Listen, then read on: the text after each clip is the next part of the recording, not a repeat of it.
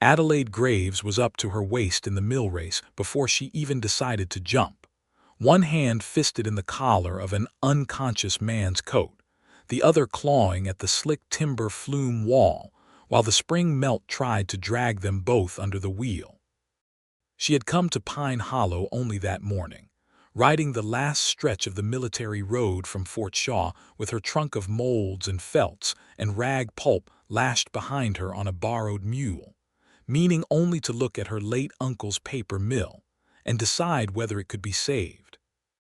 She had not meant to find a half-drowned stranger jammed against the headgate, blood threading pink through the white water, his fingers still locked white-knuckled around a leather ledger book as if even senseless he would not let it go.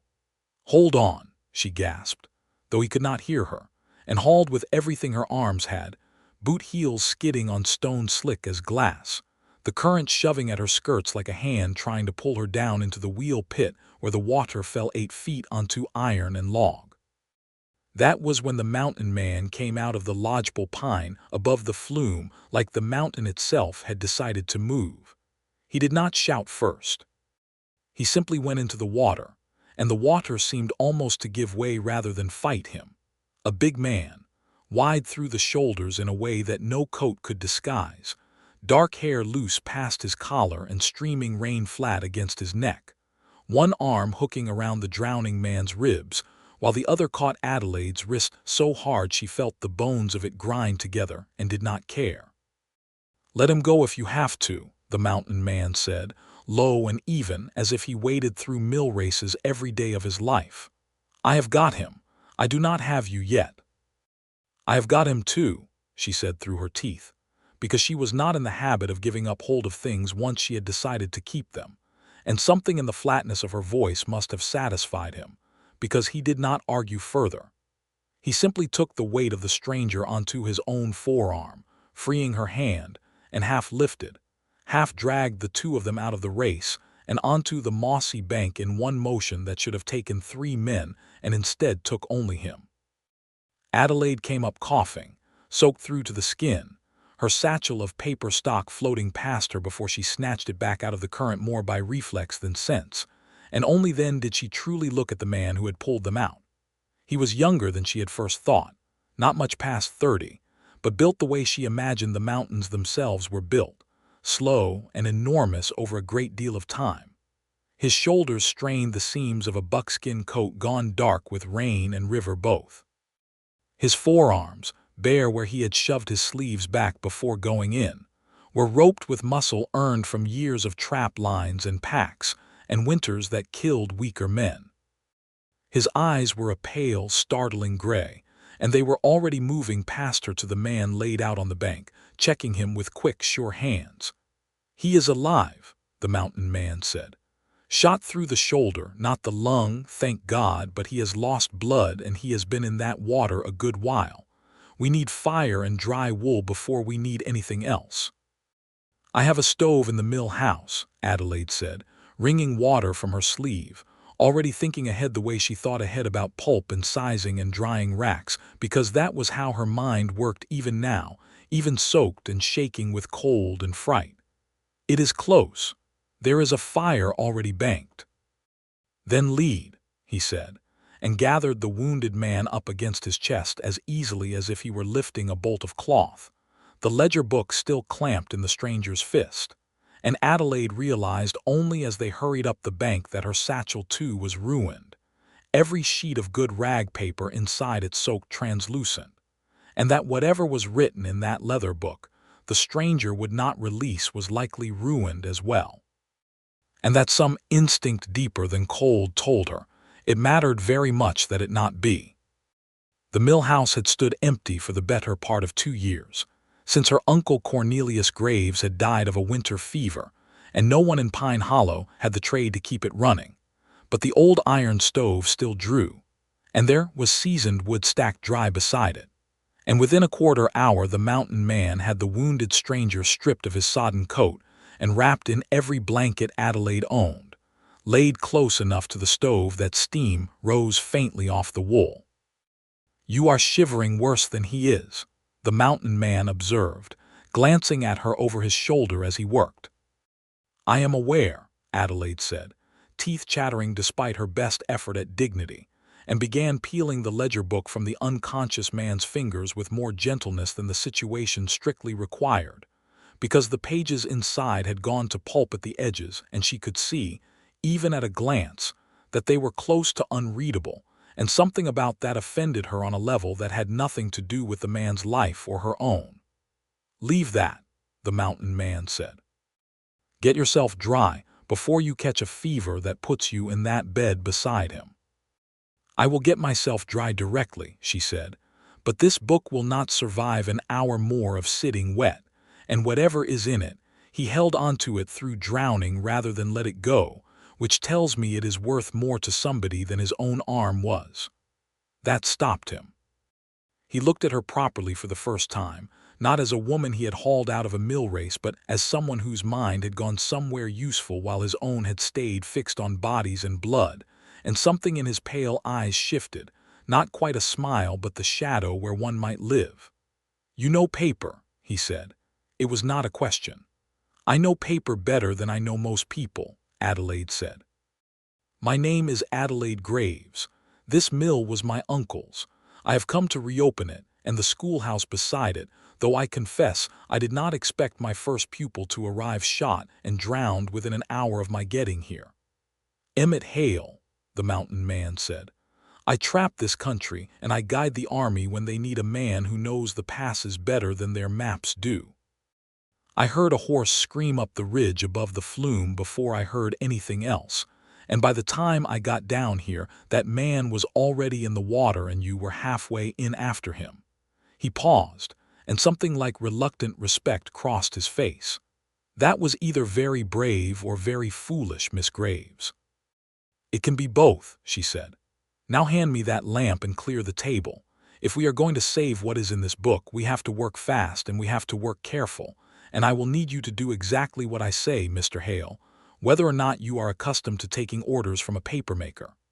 He looked at her another long moment, water still dripping steadily from the ends of his hair onto the plank floor, and then, astonishingly, he laughed, a short, rough sound like it did not get much use.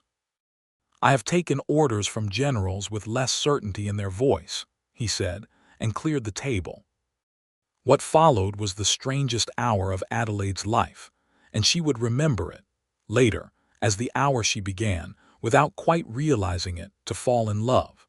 She showed him how to separate the wet leaves of the ledger without tearing them, sliding a thin bone folder she carried in her kit between each page while he held the spine steady in hands so large they dwarfed the little book entirely, and yet moved with a care that surprised her.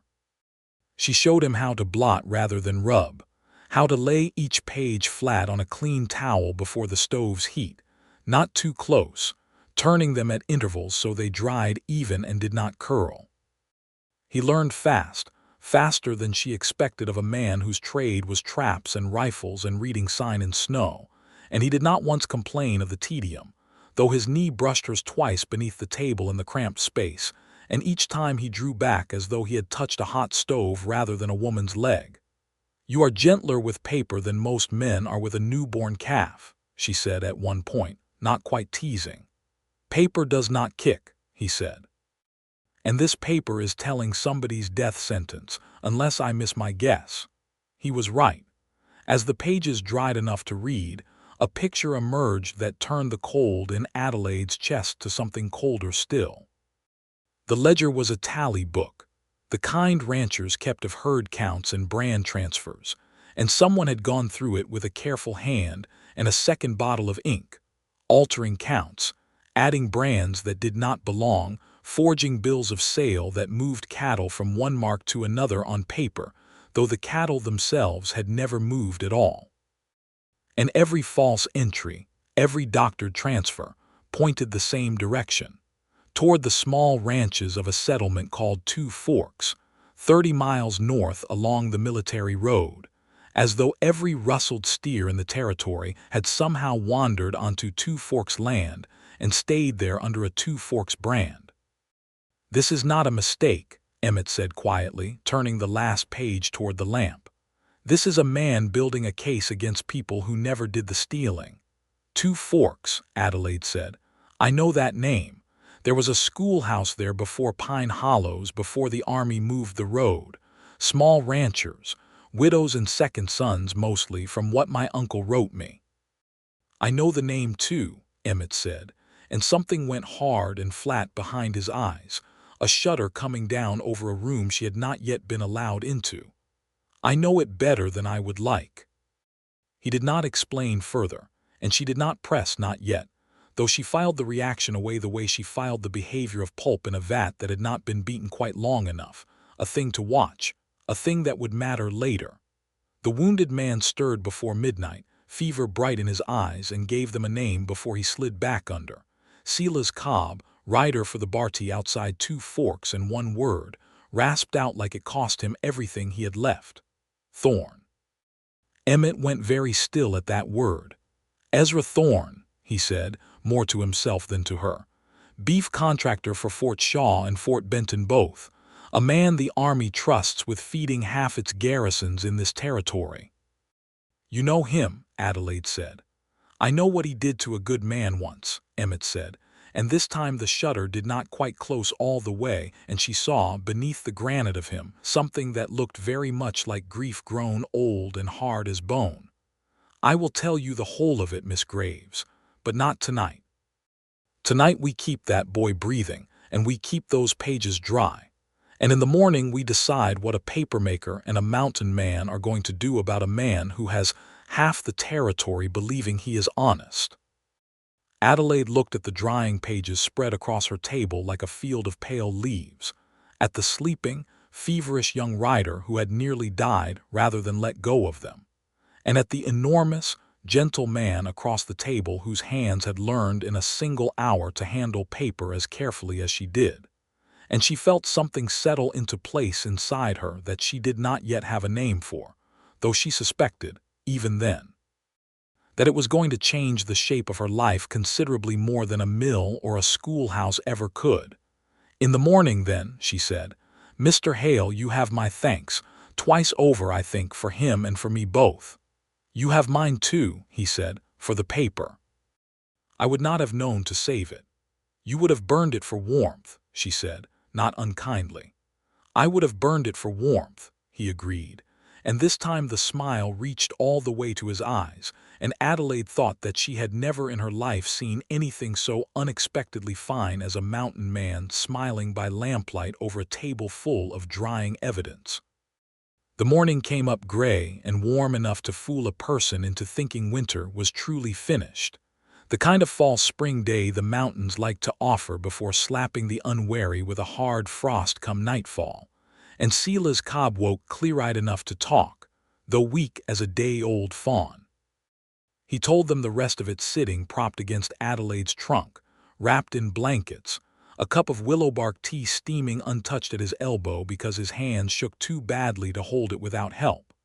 He had ridden for the Barty 2 years, he said, a small outfit south of Two Forks run by a widow named Constance Ryland and her 2 grown sons, honest people, careful with their brand, careful with their fences. 6 weeks back cattle had started going missing off the range in 1s and 2s, the kind of loss a rancher could blame on wolves or a hard winter until the numbers grew too large to explain that way.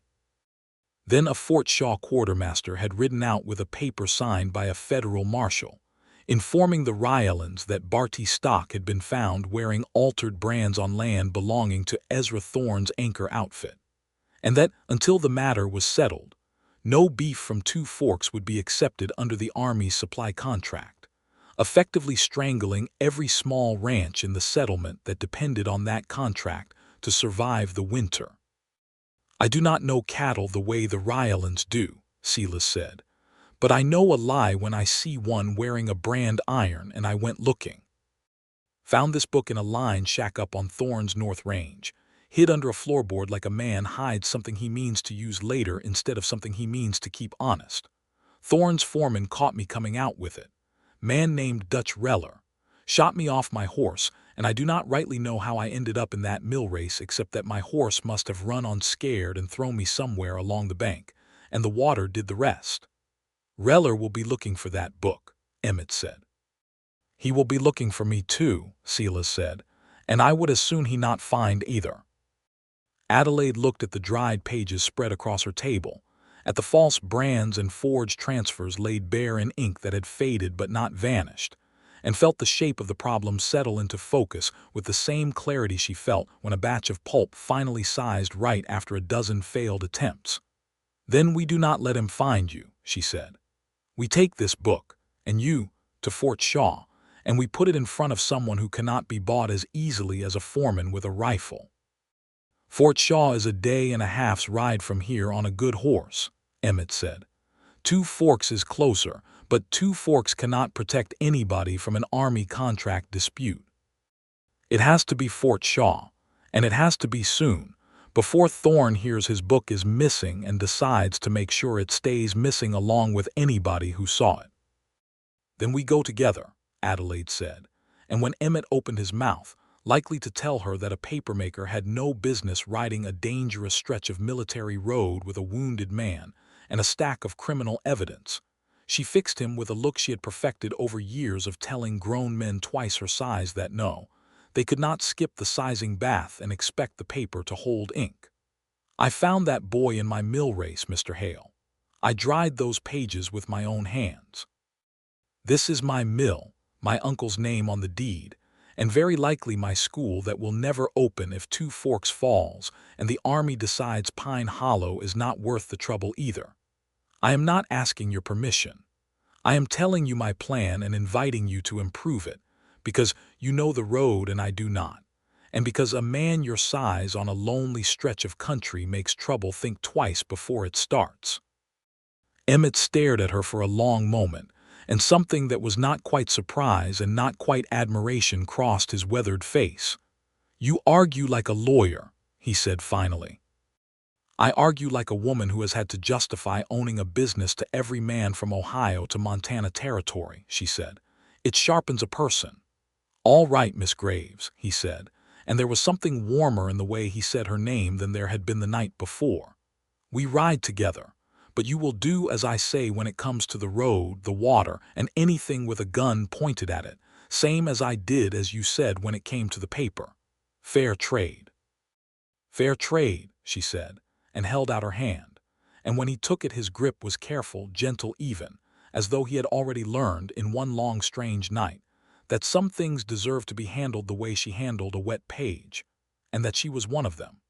They left Pine Hollow at first light 2 days later, once Silas could sit a saddle without fainting, riding north and east along the military road that linked the scattered forts and ranches of that country like beads on a frayed string.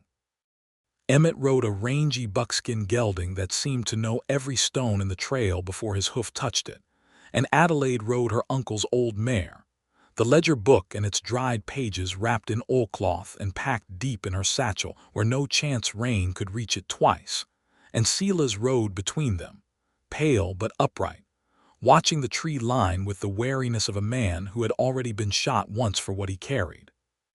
The road that spring was a study in contradiction, the kind of country that seemed to be arguing with itself about which season it belonged to.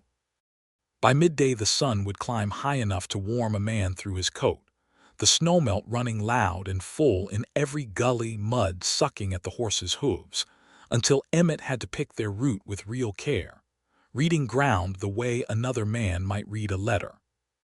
By evening the same warmth would bleed out of the air in the space of an hour, and frost would creep back over the mud they had crossed that afternoon, turning the road to a treacherous crust that could turn a horse's ankle if a rider did not know to slow and pick his footing.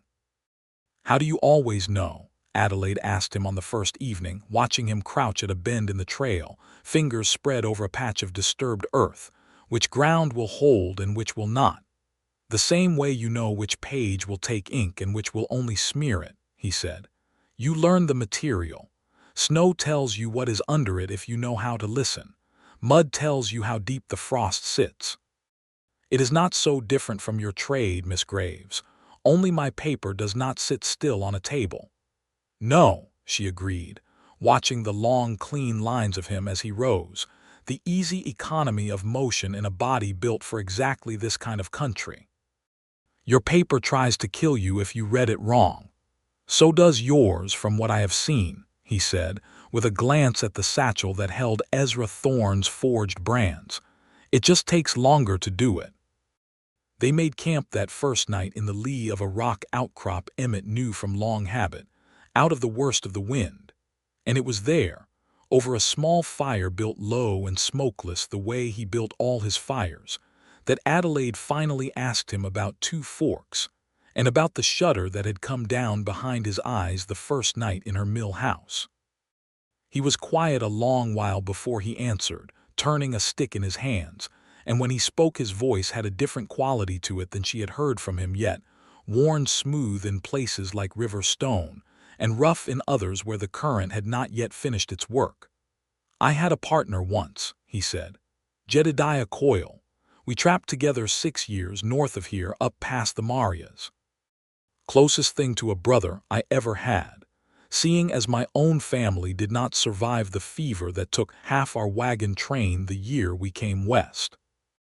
Jedediah was careless with money and careful with everything that mattered, and he trusted the wrong trader with a season's worth of pelts on credit against supplies, a man who kept 2 sets of books, one honest and one for cheating trappers who could not read well enough to catch him at it. When the trader came up short on his own accounts, he blamed the shortfall on Jedediah, forged a bill of sale in Jedediah's name showing he had sold pelts he never sold and pocketed money that never existed, and took that forged paper to the marshal at Fort Benton. They believed the paper over the man, Adelaide said quietly, already knowing, with a sinking dread, how this story ended. They believed the paper because the man could not read it to argue with it, Emmett said. Jedediah never learned his letters, never saw the need, trapping the way we did. He stood in front of that marshal while another man read out a lie with his name signed at the bottom in a hand he could not even recognize as forged, and there was nothing he could say that carried the weight of ink on a page. They did not hang him. They did not have to. They took his traps, his license, his good name in every fort and post from Benton to Shaw, and a man cannot trap this country without a license and without trust, Miss Graves. He went out that winter anyway alone, too proud to ask me to feed him, and I found him in April, what the wolves and the thaw had left of him, 40 miles from anywhere a man should have needed to be. The fire popped softly between them. Adelaide did not reach for him, though something in her wanted to, some instinct as old as comfort itself, because she sensed that he was not finished, and that the reaching would come easier once he was. So I do not trust paper, Emmett said. I have not trusted a single sheet of it in 9 years, not a contract, not a letter, not a ledger, because I watched one kill the best man I ever knew, and I could not fight it with my hands because paper does not care how strong a man is. It only cares what is written on it. He looked at her then, and the shutter she had seen before was not closed, not this time, but standing open on something raw. And now I am riding beside a woman who has given her whole life to that same paper, carrying a book that might do to a whole settlement of good people exactly what a book did to Jedediah, and I find I am trusting it anyway, because you dried it careful, the same way you would have dried a letter from somebody you loved. Paper did not kill your friend, Mr. Hale, Adelaide said, and her voice was gentle but did not waver. A liar killed your friend and used paper to do it because paper cannot argue back on its own behalf. But paper can also be the thing that saves 2 forks if the truth on it outlasts the lie. That is the whole of my trade, if you want to know it plain. I do not make paper because I think ink is magic. I make it because somebody someday is going to need a true thing written down that cannot be denied later, and I would rather that true thing exist on good, well-sized rag paper than not exist at all. He looked at her for a long moment across the low fire, and something in his face eased, some old grief loosening its grip by a fraction. Not gone, never entirely gone, but shifted enough to let a little more light through. I believe you might be right, he said. I have not said that to anybody about paper in 9 years. Well, Adelaide said, feeling her own chest strangely tight, there is a first time for most things, Mr. Hale. "Emmett," he said, "if we are going to ride into trouble together, you had better call me Emmett." "Emmett," she said, testing the shape of it, and found she liked it a great deal more than she had expected to. "Then you had better call me Adelaide." They reached Fort Shaw on the second evening. The log palisade and the flag over the parade ground, a welcome sight after a day of hard riding. And it was there that the second reversal of their journey found them, though neither Adelaide nor Emmett saw it coming until it was nearly too late.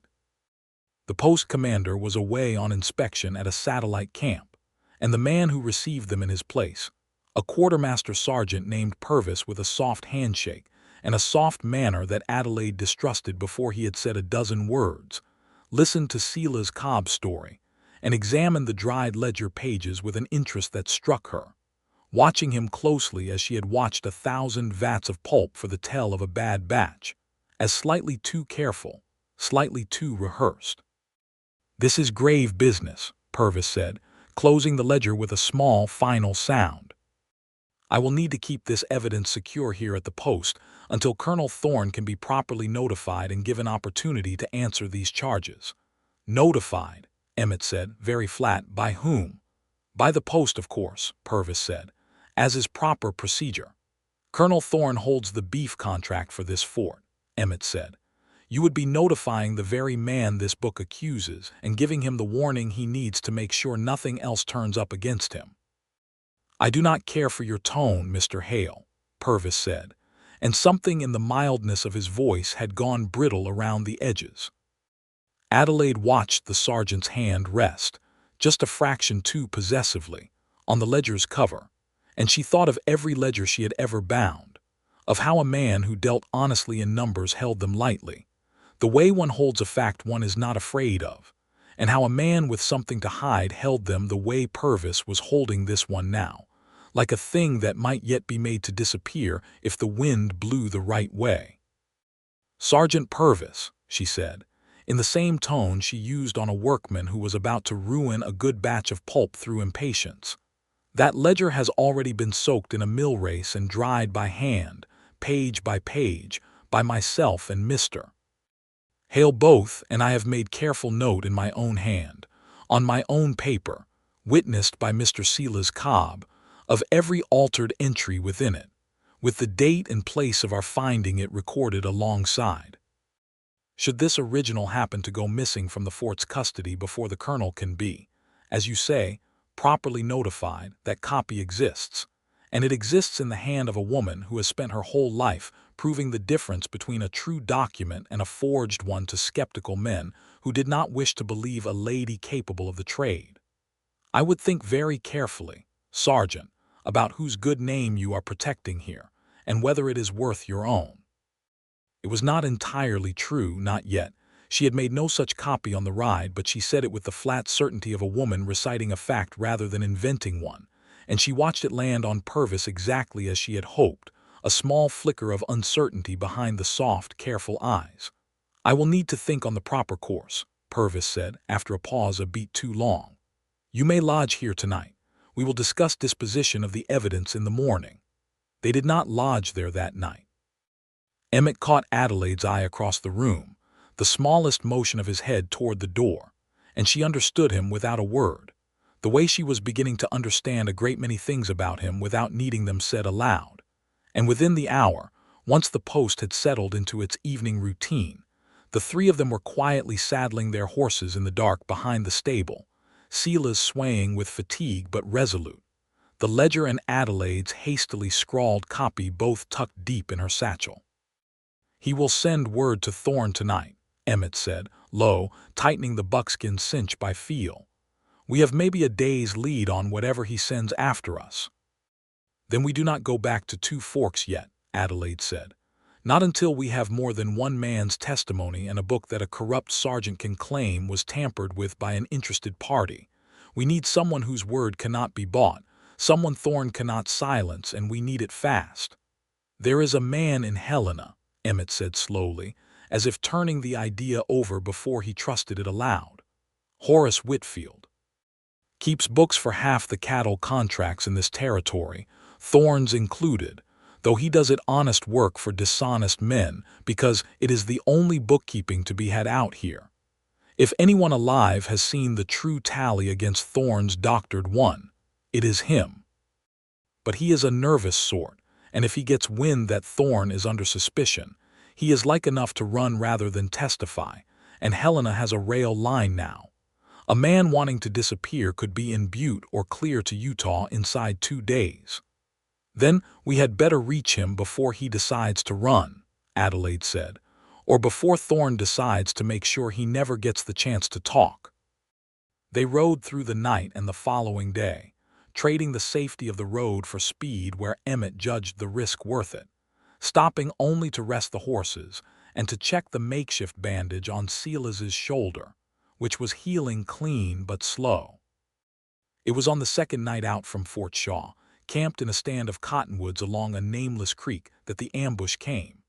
Adelaide heard it before she understood it, a low whistle from the darkness beyond the firelight that was answered by another, and Emmett was on his feet with his rifle in his hands before the second whistle finished, shoving her down behind the deadfall log with a hand that brooked no argument.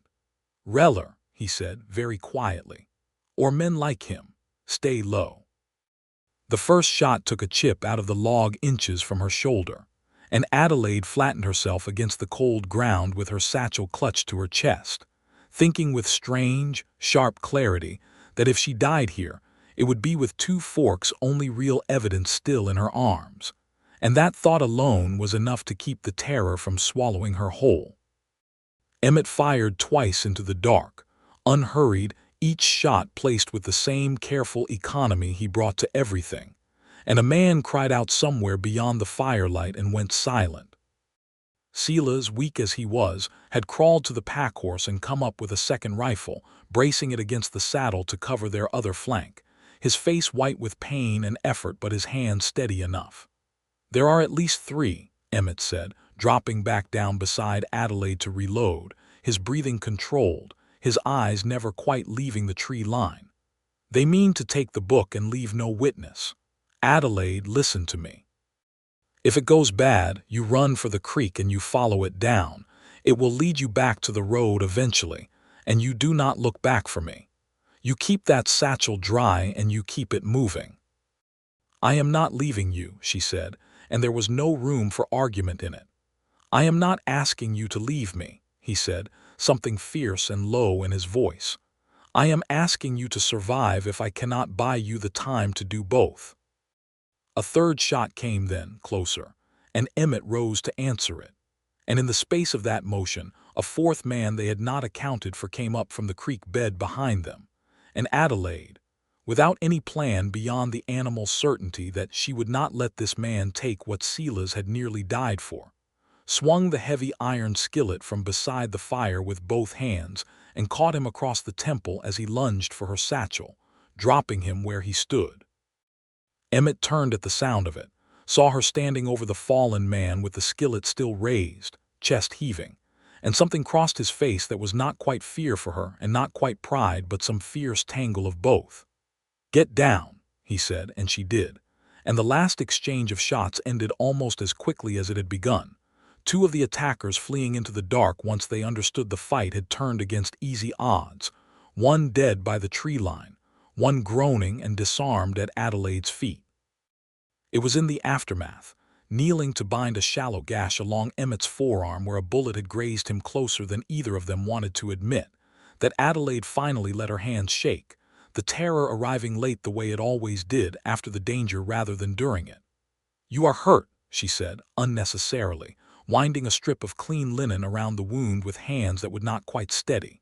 "It is shallow," Emmett said, watching her face rather than his own arm. "You are the one shaking." "I hit a man with a skillet," she said, half laughing, half horrified at herself. "I have never hit anyone with anything in my whole life." "You hit him exactly right," Emmett said. "Harder than most men I have trained with a rifle would have managed, scared as you must have been." "I was terrified," she admitted. "So was I," he said, quiet and honest. "For you. More than I have been for myself in longer than I can rightly say."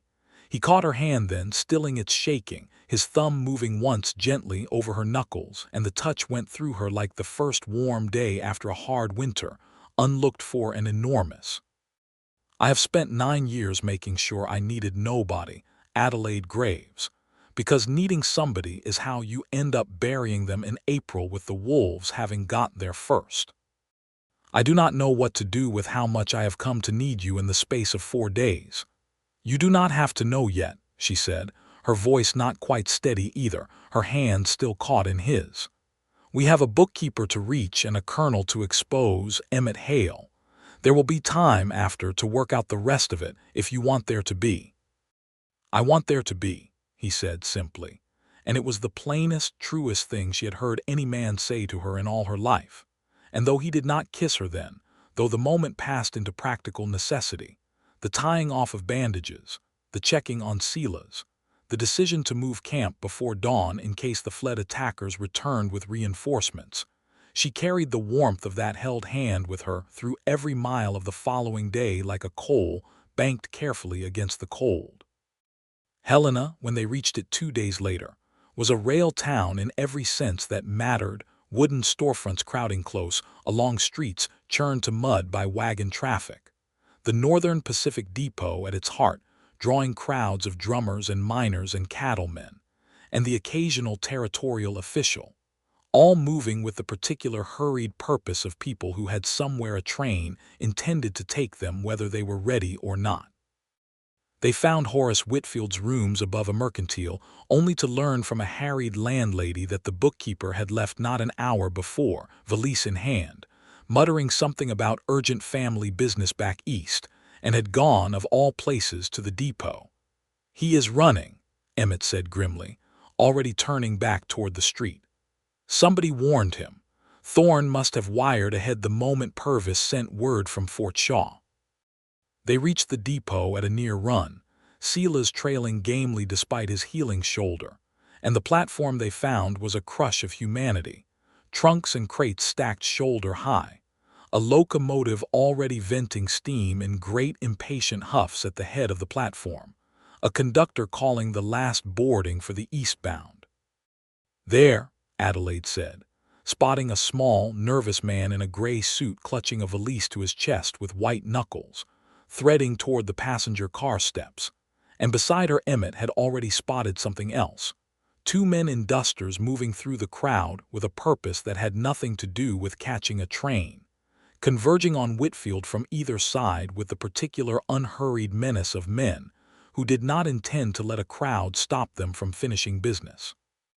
Reller, Emmett said, recognizing one of them even at a distance, and did not wait for Adelaide's agreement before he was moving, cutting through the crowd with the sheer physical presence of a man built for exactly this, shouldering aside a startled drummer and a stack of hatboxes alike. Adelaide did not hesitate either. She had spent 4 days learning that hesitation cost more than it saved, and she went the other way around a baggage cart, coming up on Whitfield's blind side just as Dutch Reller's hand closed on the bookkeeper's arm. "Mr. Whitfield," she called out, loud enough to turn heads on the crowded platform, loud enough that a dozen strangers now had their attention on the small, frightened man, and the large, dangerous one gripping his arm. "I have your figures from Fort Shaw ready to compare against Colonel Thorne's tally, whenever the marshal's office is prepared to hear it." It was a bluff mostly, but it landed exactly as she intended, drawing eyes, drawing a murmur through the crowd, and Reller's grip loosened by a fraction as he registered that whatever quiet business he had intended was no longer quiet at all. "This does not concern you, ma'am," he said, low and ugly. "It concerns half of 2 forks," Adelaide said, standing her ground though her heart hammered fit to break her ribs. "And it will concern this whole platform directly, unless you would rather explain to a crowd of witnesses why you are dragging a terrified man away from a train he has already paid to board." Emmett arrived then, cutting the last distance between them, and he did not go for a weapon, not with the platform packed shoulder to shoulder with bystanders who could catch a stray bullet. He simply put himself bodily between Reller and Whitfield, all that mountain-built size suddenly very much in the way, and said, in a voice gone quiet and dangerous in a manner Adelaide had not yet heard from him, "Take your hand off him, Dutch, or I will take it off for you in front of every one of these good people. And then you can explain to the marshal how you came to be missing it." Reller's companion had already begun edging backward into the crowd, unwilling to test those odds with witnesses multiplying by the second, and after a long, ugly moment of calculation, Reller released Whitfield's arm and stepped back, hands spread in a show of peace that did not reach his eyes. "This is not finished," he said. "No," Emmett agreed, "it is not. But it is finished for today, and today is the day that matters." The conductor's final call rang out over the platform, and Whitfield, shaking badly, clutched his valise tighter and looked between Adelaide and Emmett with the dawning realization that he had very nearly vanished into the east with the truth still locked in his ledgers, and no one left in the territory to speak it. "You are the papermaker," he said to Adelaide, hoarse.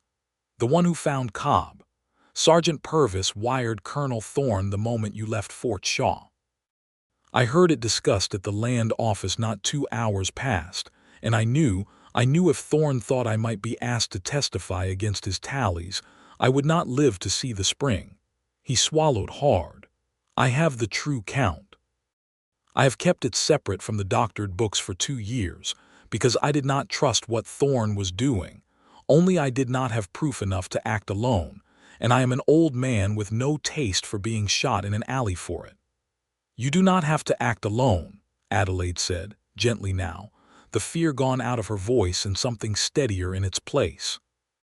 "You have Silas Cobb's testimony and the ledger he nearly died to keep, and you have my sworn record of every altered page, and now you have your own true accounts to set beside them. Together, that is not one frightened man's word against a colonel. That is proof no marshal in this territory can ignore." Whitfield looked at the departing train, at the life he had nearly boarded rather than face what he knew, and then at the small, determined woman in front of him, and something in his narrow shoulders straightened. "Then I suppose I am staying in Helena a while longer," he said, with a shaky attempt at humor. "I do hope, Miss Graves, that your evidence is as well organized as your rescue." "It is better organized," Adelaide said, allowing herself, at last, a real smile. "I am a papermaker, Mr. Whitfield. Organization is the whole of my trade." It took another 3 days to assemble everything the territorial marshal in Helena required before he would ride out with a proper warrant. 3 days in which Whitfield's true accounts were laid page by page beside Thorne's forged tally in a hotel room that came to look, Emmett observed, uncomfortably like Adelaide's mill house, papers drying and sorting and stacking across every surface.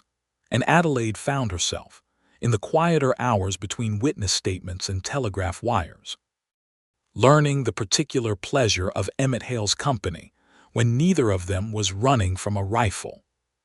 He was, she discovered, unexpectedly funny in a dry, unhurried way, prone to observations delivered so flatly, she sometimes missed the joke until a beat too late, and he listened when she talked about her trade, with an attention that made her feel for the first time in years that her work was not simply tolerated by a man, but genuinely admired by one. She, in turn, found herself watching the ease with which he moved through a town he plainly found more confining than the mountains, patient with strangers, gentle with Silas as the young man's strength slowly returned. And she thought, watching him from across a cluttered hotel room one evening as he carefully turned a drying page exactly the way she had first shown him at her own table days before, that she had never in her life felt so entirely unafraid of loving someone. It was on the last evening before the marshal's party rode out toward Thorne's Anchor Ranch that Emmett finally kissed her, on the narrow balcony outside her hotel room with the lights of Helena spread below them, and the last of that false spring warmth still lingering in the air though frost was already silvering the eaves. "I have been trying to work out," he said, "the correct way to tell a woman that she has undone 9 years of a man deciding he did not need anybody, without sounding like a fool about it." "I do not believe there is a correct way," Adelaide said, her heart beating very fast. I believe you simply say it. Then I will simply say it, he said, and reached up to tuck a loose strand of hair back from her face with a gentleness that seemed at odds with the sheer size of his hand, and was not at odds with it at all, not once you knew him, not once you had watched those same hands turn a wet page as carefully as a held breath. I love you, Adelaide Graves. I do not know how a mountain man courts a papermaker properly, whether there is a right way to go about it, but I know I would rather learn the right way with you than know all the wrong ways alone. I love you too, she said. And for what it is worth, Emmett Hale, I do not believe there is a wrong way to court someone who pulled you and a wounded stranger both out of a mill race, and then dried every single page by the fire without once complaining of the tedium. He kissed her then, slow and certain, his hands framing her face as though she were something rare and worth exactly that much care. And Adelaide Graves, who had crossed half a continent to save a dead man's mill, thought that she had found, in the space of a single strange, dangerous week, something far more valuable than paper, though she suspected, smiling against his mouth, that she would go on making paper the rest of her days regardless. The confrontation with Ezra Thorne, when it came, was almost anticlimactic after the danger that had preceded it, though it carried its own sharp moment of reckoning. They found him at his ranch house on the Anchor Spread, a handsome, silver-haired man with the bearing of an officer and the smooth manners of a man accustomed to being believed. And when the territorial marshal laid the evidence before him, doctored tally against true accounts, Silas Cobb's sworn statement, Adelaide's careful record of every altered page, Whitfield's ledgers, and finally Dutch Reller himself, arrested 2 days prior trying to slip east on a freight wagon and eager, once he understood the weight of evidence against his employer, to trade testimony for leniency, Thorne's composure cracked only for a moment. A flash of cold fury quickly smoothed back into denial. This is a fabrication, he said, concocted by a papermaker and a trapper with a grudge against a man who has fed this territory's soldiers for a decade. It is concocted by your own hand, Colonel, the marshal said, not unkindly but without an ounce of doubt in his voice, in ink that matches the ink in your own desk. On paper this lady can testify to the origin of down to the mill it came from, seeing as she has spent her life learning exactly that trade. You meant to ruin 2 forks to clear their land and water rights for your own herd, and you very nearly succeeded, but for a boy who would not let go of a book even drowning, and a woman who knew how to save it once he could not hold it any longer. Thorne did not go quietly, not entirely. There were words exchanged that were ugly and desperate, an accusation flung at Emmett about interfering in business that was none of his concern, to which Emmett replied only, with a calm that carried more weight than shouting ever could. You made it my concern 9 years ago, Thorne, though it was not your name on the paper that time.